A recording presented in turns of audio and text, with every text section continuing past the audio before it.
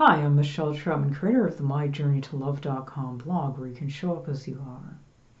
After my lover arrived one day unexpectedly with the flowers he'd missed on Valentine's Day, I said thanks, hoping our relationship would improve. When I discussed things like not receiving bouquets on important days, he'd say he couldn't be changed. Every time we made progress, he retreated or strung me along, acting like we'd be in a real relationship, and at other times telling me he didn't love me. The flowers and surprise visits felt like rewards. His pulling away left me longing for more. Why did this happen? Keep watching to learn more and to find out why you can be attracted to some people for reasons that don't serve us in the long run. Looking at your love map yields clues about your attraction patterns, what you learned and didn't learn from past crushes or relationships. When you reflect on them, consider what attracted you the most. That can guide you toward what to focus on. Questions to ask. Which traits that drew me in were healthy? Was the attraction based more on looks than on personality or compatibility? Was it based on how the person treated me? Kindness is an attractive quality, as is empathy. If we think someone possesses a rare trait like emotional intelligence, it can also seem more desirable or special. In the first phases of attraction, I've often focused more on looks or sparks than on compatibility. That's normal. But the psychology of love and attraction often reminds us it's in our best interest to dig deeper. Looks-based attraction is often lustful, which is when hormones like dopamine and oxytocin kick in and can blind you. Look before you commit. In the situation with my jerky lover that I recounted earlier, his reactive gestures and hurtful comments were consistent with narcissistic patterns like intermittent reinforcement and devaluation, giving occasional praise or attention, then withdrawing it to control or confuse people. I've shown a pattern of attraction to narcissistic types. These men shared some of the traits of narcissistic personality disorder. But not everyone meets the clinical definition of narcissism. Some people can, however, share some of the traits. Narcissists project charm and confidence, which can feel exciting and uplifting, especially for those who seek validation or rescue from emotional pain. The attraction often centers on a mix of unconscious needs and emotional vulnerabilities, and narcissistic manipulations help them achieve their desires for admiration and control.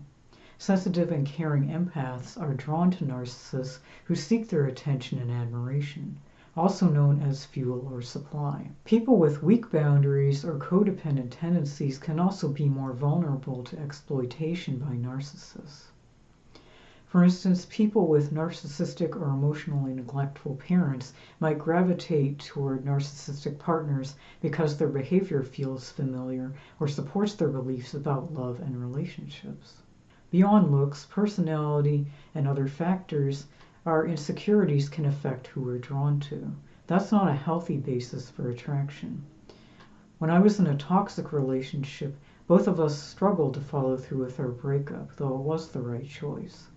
Knowing why you're attracted to someone helps you see if it mirrors old wounds or if there's a real connection. Questions to ask. Is it surface level, or do I really know the person? Is there a solid basis for my feelings, or is there something from my past triggering them? When I fantasize about the person, do I still feel attracted to them?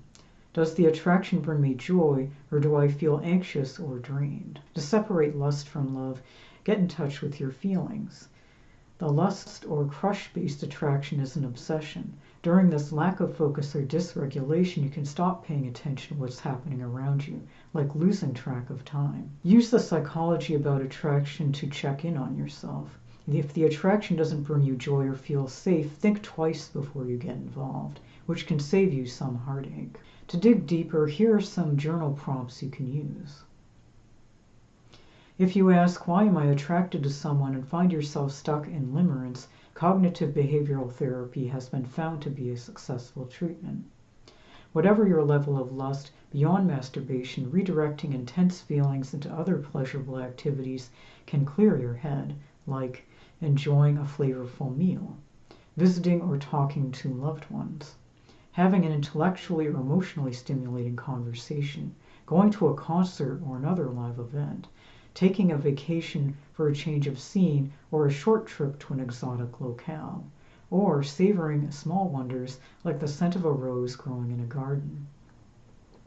Especially if you're working through trauma or other psychological issues, it can be harder to separate lust from love. To see an attraction more clearly, consider the traits you prefer in an ideal partner to assess compatibility. Crushes aren't always a bad thing. They can be harmless fun that provides a break from a humdrum routine. When you spot patterns and the positive traits that draw you to someone, use them to decide what to look for in potential partners. You can then use those traits to create an archetype for manifesting an ideal partner. Which qualities do you find attractive or look for in a potential partner? Let me know in the comments. For more details, be sure to check out the blog this video is based on. It also includes quotes from mental health and relationship experts like Avril Smith, a certified dating and relationship coach for women and founder of Seeking Synergy LLC, psychiatric nurse practitioner Shebna N. Osanmo of Savant Care, and Sandy Tomey of Sacred Journeys Coaching. To check your status on the road to authentic love, take the Am I Dating in Disguise test. See the link in the video description. And for more videos like this video and subscribe to this channel. And please share to spread the word. Thank you so much for watching.